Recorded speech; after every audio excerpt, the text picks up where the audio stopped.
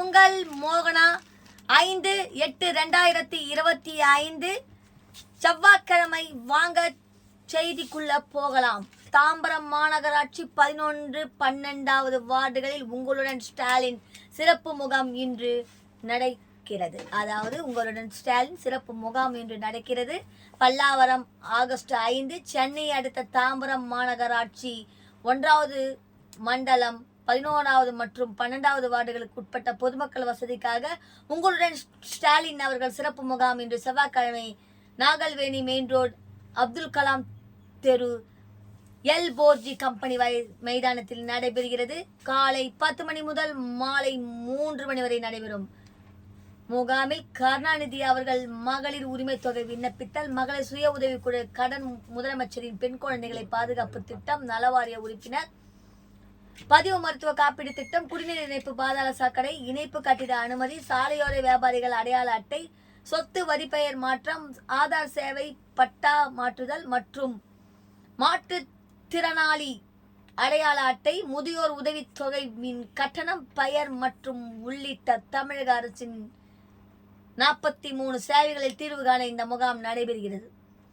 எனவே மற்றும் 12வது வார்டுகளை சேர்ந்த பொதுமக்கள் இந்த வாய்ப்பை பயன்படுத்தி தங்கள் தேவைகளை பூர்த்தி செய்து கொள்ள வேண்டும் என 1வது மண்டல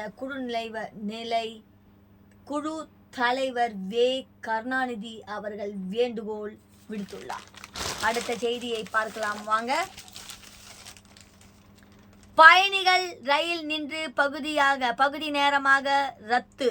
தாம்பரம் விழுப்புரம் இடையிலான தாம்பரம் ஆகஸ்ட் 5 தெற்கு ரயில்வே வெளியிட்டுள்ள செய்திக்குறிப்பில் கூறியிருப்பதாவது: சென்னை எழும்பூர் விழுப்புரம் வழித்தடத்தில் உள்ள திண்டிவனம் பணிமனையில் பராமரிப்பு பணிகள் நடைபெறுவதால் இன்று செவ்வாய்க்கிழமை பயணிகள் சிறப்பு பகுதி நேரமாக ரத்து செய்யப்படுகிறது.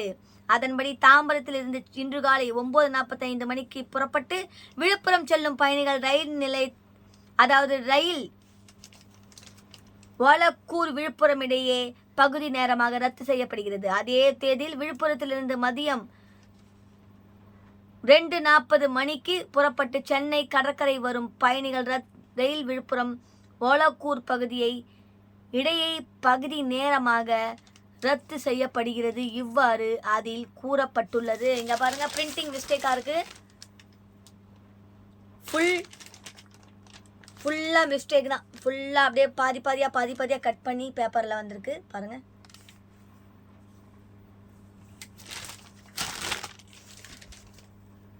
வாங்க அடுத்த செய்தியை பார்க்கலாம்.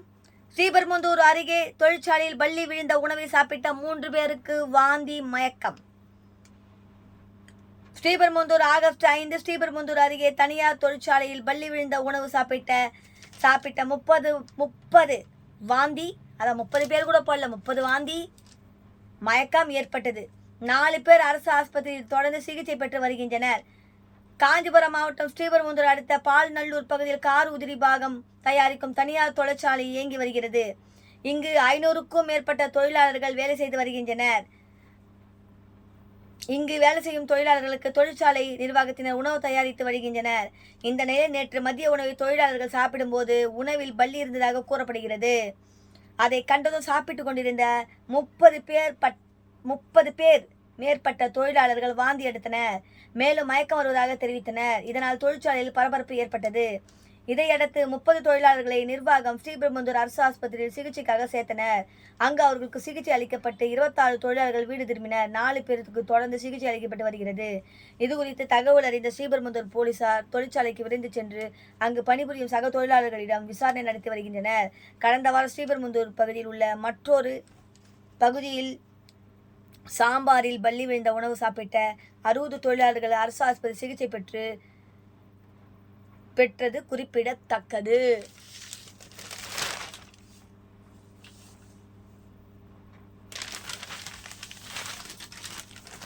வாங்க அடுத்த செய்திக்குள்ள போகலாம்.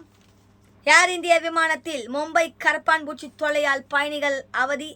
மும்பை ஆகஸ்ட் 5 அமெரிக்காவில் உள்ள ஜான் பிரான்சிஸ்கோ நகரில் இருந்து மும்பைக்கு கொல்கத்தா வழியாக நேற்று அதிகாலை போயிங் ராக ஏர் இந்தியா விமானம் ஒன்று வந்தது. நடுவானில் வந்து பூச்சிகள் அங்கும் இங்குமாக ஓடத் தொடங்கின. கரப்பாம்பூச்சிகள் காணப்பட்ட இருக்கையில் இருந்த 2 பயணிகள் இது குறித்து விமான பணியாளர்களிடம் புகார் அளித்தனர். உடனடியாக பயணியாளர்கள் அந்த பயணிகளுக்கு வேறு இடத்தில் இருக்கைகள் ஒதுக்கினர். பின்னர் விமானம் கொல்கத்தாவில் இறங்கியவுடன் கரப்பான் பூச்சிகள் நடமாட்டம் இருந்த இருக்கைகள் சுத்தம் செய்யப்பட்டன.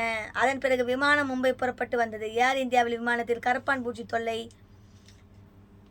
தொல்லையை ஏற்படுத்திய சம்பவம் விமான பணிகளிடையே அதிர்ச்சியை ஏற்படுத்தியுள்ளது. இந்த நிலையில் சம்பவம் குறித்து விரிவான விசாரணை நடத்தி இனிவரும் காலங்களில் இதுபோன்ற பிரச்சனைகளை தவிர்க்க உரிய நடவடிக்கை எடுப்பதாக ஏர் இந்திய நிறுவனம் தெரிவித்து உள்ளது.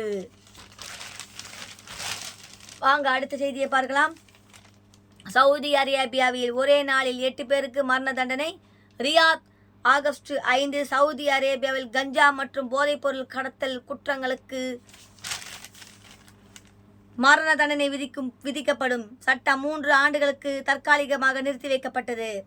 இந்த நிலையில் 2022ஆம் ஆண்டு இறுதியில் போதைப்பொருள் குற்றங்களுக்கு மரண தண்டனை சட்டம் மீண்டும் அமல்படுத்தப்பட்டது. அதன்படி சவுதி அரேபியாவில் 2025ஆம் ஆண்டின் தொடக்கத்திலிருந்து தற்போது வரை சவுதி 2030 பேருக்கு மரண தண்டனை நிறைவேற்றப்பட்டுள்ளது. அதில் 154 பேர் போதைப்பொருள் தொடர்பான குற்றங்களுக்கு தூக்கிலிடப்பட்டனர். கடந்த 2024ஆம் ஆண்டு 338 மரண தண்டனைகள் நிறைவேற்றப்பட்டன. இந்த நிலையில் சவுதி அரேபியாவில் கஞ்சா கடத்திய குற்றத்திற்காக ஒரே நாளில் 7 பேருக்கு மரண தண்டனை நிறைவேற்றப்பட்டுள்ளது. அதன்படி நாட்டின் தெற்கு பகுதியான நஜ்ரானில், அதாவது நஜ்ரானியர்கள் தூக்கிலிடப்பட்டனர். மேலும் தாயை கொலை செய்த குற்றத்திற்காக அந்த நாட்டை சேர்ந்த ஆண் நபர் ஒருவருக்கு மரண தண்டனை நிறைவேற்றப்பட்டதாக தெரிவிக்கப்பட்டுள்ளது. இத்துடன் இந்த செய்தி அறிக்கை முடிவடைகிறது. மேலும் வேறொரு செய்தியுடன் நான் உங்களை சந்திக்கிறேன். உங்கள் மோகனா. நன்றி, வணக்கம். இன்னும் ஆஃப் ஆகல.